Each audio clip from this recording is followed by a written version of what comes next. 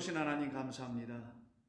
우리에게 당신의 사랑하는 아들 그리스도 예수님을 보내주셔서 우리는 이 세상에서 우리 주님을 영접한 자들로, 우리 주님과 함께 동행하는 자들로, 주님을 우리의 생명의 구주로 모시고 살아가는 자들 되게 하셔서 너무나 감사합니다.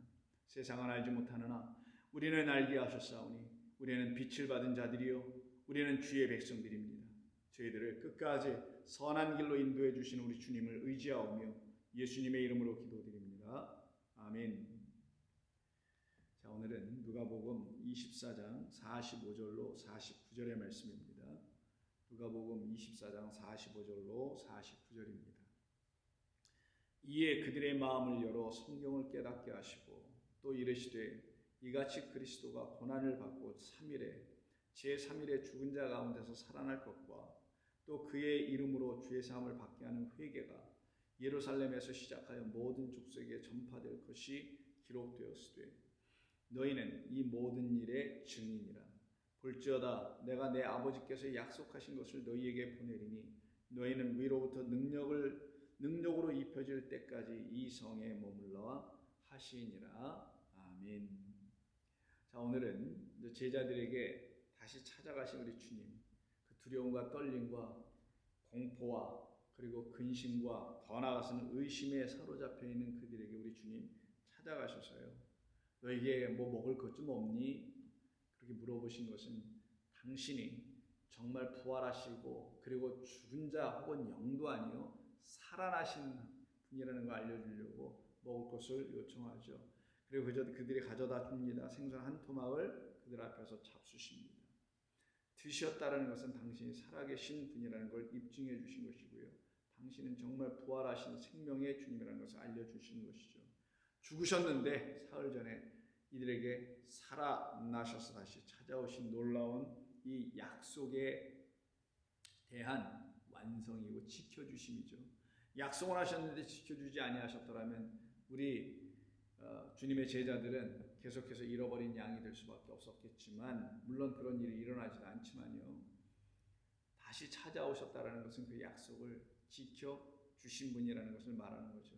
그래서 이들에게 약속해 주신 것을 당신은 계속 지켜 이루어 주실 것이라는 것을 이들에게 또다시 오늘 45절부터 49절에서 말씀해 주십니다.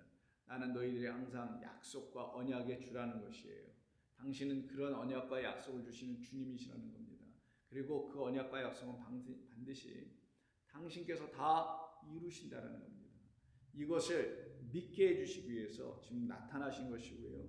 그리고 그 모든 것은 계속해서 당신의 나라의 백성들이 채워지는 그날까지, 그 수가 채워질 때까지 하실 것임을 이 본문을 통해서 우리에게 좀 알려주시고 계신 것이죠. 그래서 그 일을 우리도 계속해서 해나갈 수 있는 그런 특권을 주시는 것이 또 오늘 본문의 말씀입니다. 그걸 놓고 너희가 내 증인 되라고 하는 거예요.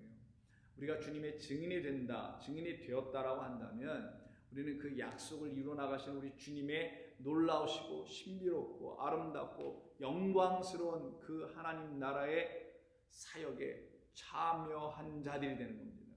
아무나 참여할 수 없습니다. 청함받은 자는 많으나, 오라고 한 자는 많으나, 초대장은 다들 받았으나 택함을 받은 자는 그 수가 거의 없다고 말씀하신 말씀대로, 그러나 우리가 그 택함 받은 주의 백성이라는 사실에 우리 스스로도 놀라지 않을 수가 없죠. 내가 어찌 택함을 받을 수 있지? 청함만 받고 끝날 수도 있는 문제인데 내가 거기에서 택함을 받을 수 있나? 라는 생각을 해보면 여러분들은 놀라지 않을 수가 없고 감사하지 않을 수가 없습니다. 그런데 이 택함 받는 자들이 누구냐? 알고 보니 우리 주님이 누구이신지를 알게 해주시기 위해서 우리에게 1차적으로 주신 하나님의 말씀이라는 성경이 드디어 보혜사 진리의 영으로 인하여 부활하신 그리스도로 인하여 하나하나씩 풀려지게 된 자들이에요. 그들이 바로 이 증인의 삶을 이루어 나갈 수 있는 자들이 되고요. 그 약속이 무엇인지를 알고 그 약속이 이루어지는 날까지 기다리는 자, 인내하는 자들이 됩니다. 그들이 바로 성도예요. 성도는 그래서 이 세상이 알지 못하는 일을 하는 자들입니다. 이 세상은 전혀 상상할 수도 없고 원치도 않는 일을 우리는 해나가고 있는 사람들이에요. 우리에게는 그 약속과 소망이 있기 때문입니다. 그래서 우리가 이 세상을 섬길 수 있는 자들이 되는 거예요. 어떤 의미에서 섬깁니까? 물질로 섬기나요? 뭐 자선사업으로 섬기나요? 물론 할 수 있습니다만 어떤 것으로 우리가 섬길 수 있나요? 세상이 알지 못하는 걸 우리가 갖고 있잖아요. 그걸로 섬기는 거예요. 세상이 알고 있지 못하고 갖고 있지 못하는 것은 진리입니다. 그리스도입니다. 하나님이십니다. 그 아버지 하나님과 그리스도 예수라는 아들과 성령으로 말미암지 않고는 결단과 하나님의 나라를 볼 수가 없는 그 일이 우리 가운데 이루어졌잖아요. 그럼 우리는 그것을 알지 못하는 세상에게 그것을 줄 수 있는 자들, 이들을 증인이라고 하고, 이 증인은 그래서 택함받은 자들이 하는 것이고 이들에게 권세가 아래서 있는 거예요. 하나님의 자녀가 되는 권세니까 하나님의 자녀들로 세워가는 또 다른 권세가 주어진 거죠. 이 일을 이들에게 이루어내 주시려고 엠마오로 가는 두 제자에게 찾아오셔서 똑같이 그 두 제자에게도 성경을 풀어 일일이 하나하나씩 깨달아 알게 해주셨던 것처럼, 그래서 그들의 눈이 밝아지고 성경이 드디어 풀려졌던 것처럼 이 11 사도에게도 이제는 우리 주님께서 그 일을 이루어내어 주십니다. 하나하나씩 풀어줍니다. 깨닫게 해주십니다. 그래서 확신이, 소망이, 믿음이, 사랑이 넘치게 만들어 놓으십니다. 이것이 바로 하나님께서만 하시는 일이죠. 45절 이에 44절 또 이르시되 내가 너희와 함께 있을 때 너희에게 말함 받고 모세의 율법과 선지자의 글과 시편에 나를 가르쳐 기록된 모든 것이 이루어져야 하리라 한 말이 바로 이것이야. 내가 바로 그 증거야. 이런 말인 거죠. 성경에서 모세의 율법 그리고 시편 선지서 이걸 갖다가 타나크라고 하는데, 그럼 여러분 중요하지 않습니다. 그렇게 부릅니다. 학자들이. 타나크라고 하는 율법과 시편과 선지서예요. 이거를 율법과 선지자 시편인데 이걸 가지고 너희들이 뭘 열심히 연구하여 그것으로 법령을 만들고 규칙을 세우고 룰을 만들고 원칙을 세워보고 하여 유대 종교도 기독교도 혹은 다 모든 이 땅의 종교들을 만든다고 하는데, 성경을 주신 이유가 그런 목적이었더냐? 아니지 않냐? 성경을 주신 이유는 그 성경이 증거하고 있는 나에 대하여 말하고 있는 거지. 내가 곧 이렇게 너희들에게 부활하여 살아난 생명 가진 하나님의 아들임을 증거해 주려고 성경이 기록된 것이지, 그래서 성경은 그리스도 예수에 관한 것이지 하고 다시 가르쳐 주신 거예요. 역사적, 무슨 종교적 혹은 무슨 어떤 차원의 예수님이 아니신 것이죠. 이렇게 하나하나씩 가르쳐 주기 시작하니 그들의 마음을 우리 주님은 하나님의 말씀으로 열어주십니다.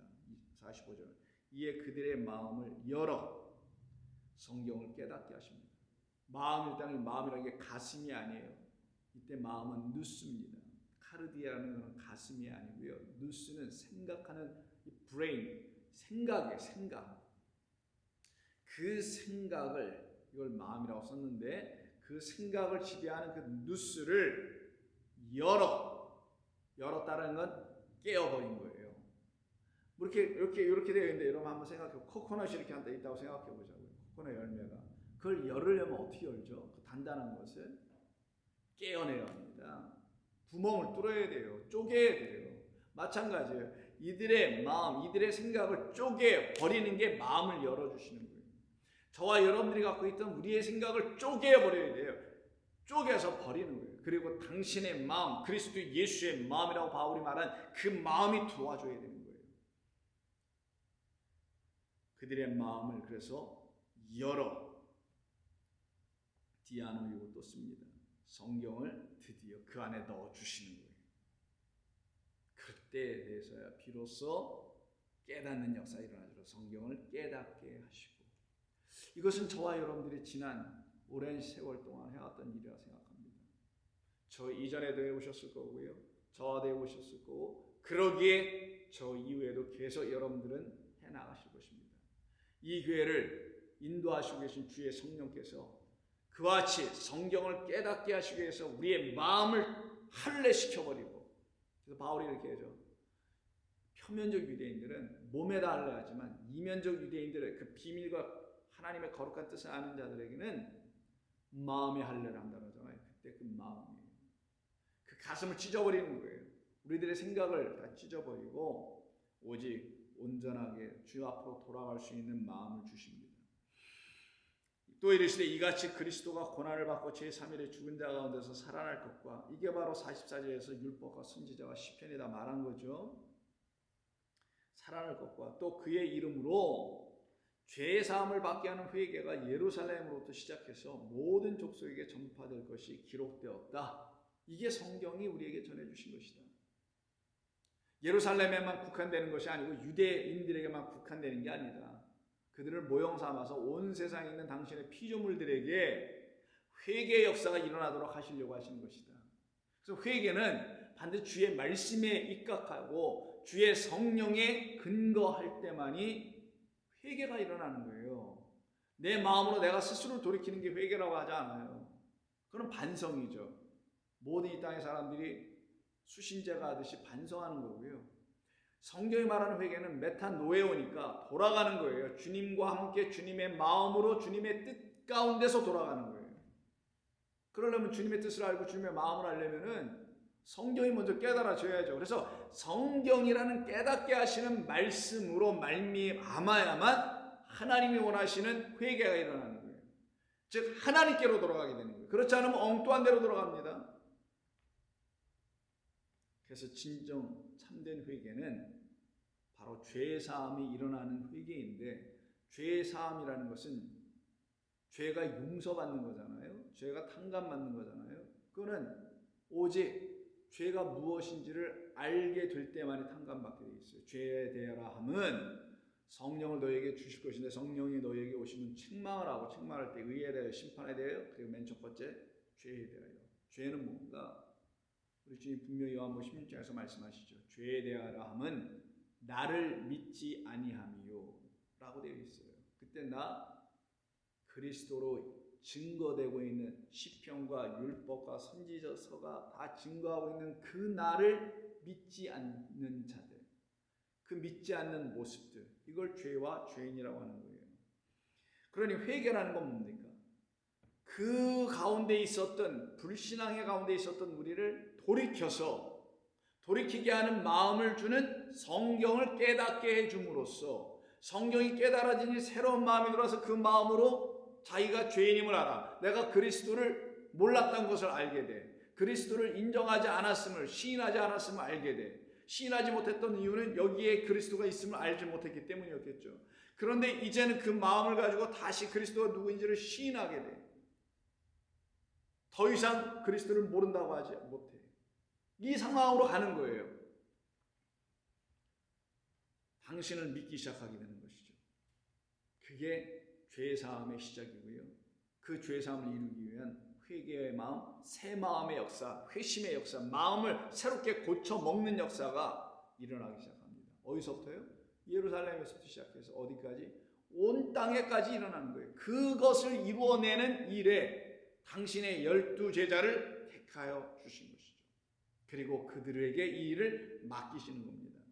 그들이 하는 것 같아 보이지만 당신이 하시는 거예요, 원래는. 근데 이들을 통하여 하시는 겁니다. 이들이 복음의 증인들이 되고요.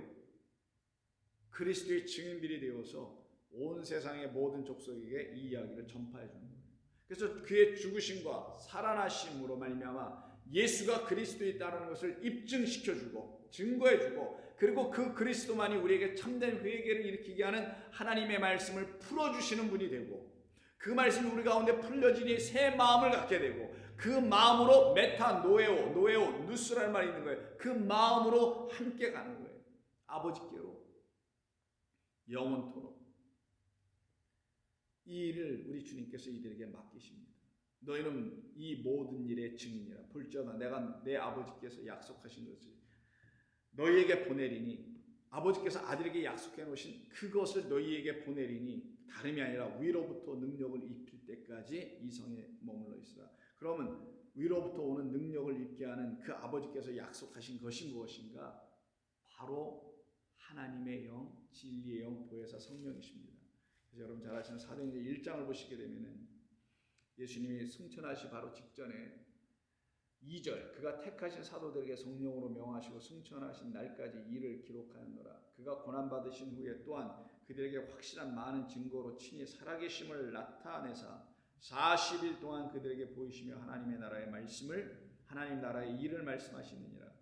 사도와 함께 모이사 그들에게 분부하여 이르시되 예루살렘을 떠나지 말고 내게서 들은 바 아버지께서 약속하신 것을 기다리라.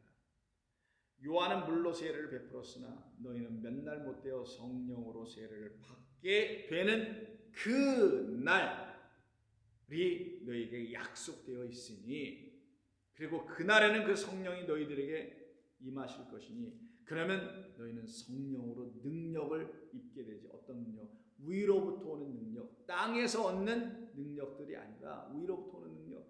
땅에서 오는 능력들은 인간관계, 물질, 학력, 배경, 권력 이런 등등이잖아요.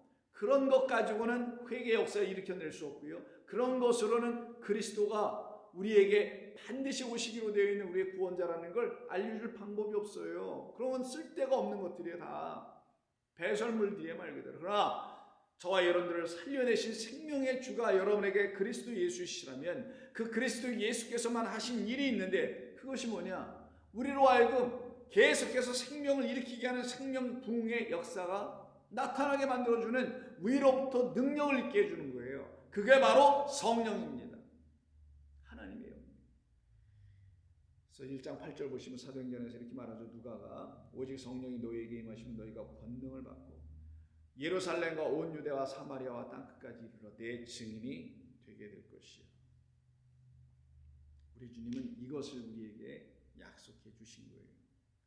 이것이 우리에게 일어나기 전까지, 즉 성령으로 완전히 전신갑주 입기 전까지, 그걸 갖다 입혀진다고 오늘 본문 49절에서 말하죠. 위로부터 오는 능력을 입는다. 전신갑주라는 것을 입는 거예요. 입혀질 때까지는 이 성에서 머물러 있어라. 오순절 날까지 기다려야 되는 거예요. 그 말은 지금 예수님께서 부활하신 후에 49일이 지나고 희년을 맞이하는 50번째 날이 와야 되는 거예요. 그때 만물을 새롭게 하노라가 일어나는 겁니다. 그 역사가 일어나게 해 주시려고, 거기에 대한 산증인들로 이 제자들을 세워주시려고 우리 주님은 이들에게 다시 찾아오셔서 눈을 여시고 성경을 풀어주신 거고, 진리의 영으로만 조명될 때만이 알게 될 수 있는 참된 당신을 만나게 해준 거예요. 이것은 지금 이 시대의 모든 교회들에게서도 일어날 일이며, 특별히 저와 여러분들이 속해 있는 이 교회에 의해서도 일어나야 합니다. 끊임없이. 이건 일회적인 게 아니에요. 계속해서 일어나야 될 하나님의 역사이어야만 합니다. 바라건대 기도하는 마음으로 말씀드립니다. 여러분들과 이 교회 위에 계속해서 일어나고 여러분의 자녀들에게, 자손들에게도 계속해서 일어나는 하나님의 복이 충만한 그런 교회 되기를 부탁드립니다. 기도하겠습니다. 아버지 하나님 감사합니다. 우리 주님께서 제자들에게 이와 같은 말씀들을 남겨주셨던 것은 우리들을 위함이요 우리들에게 또한 약속하심이기 때문인 줄로 믿습니다. 그들에게만이 아니라 우리들에게도 약속하신 약속이 다 이루어지게 하여 주옵소서. 예수님의 이름으로 기도드립니다. 아멘.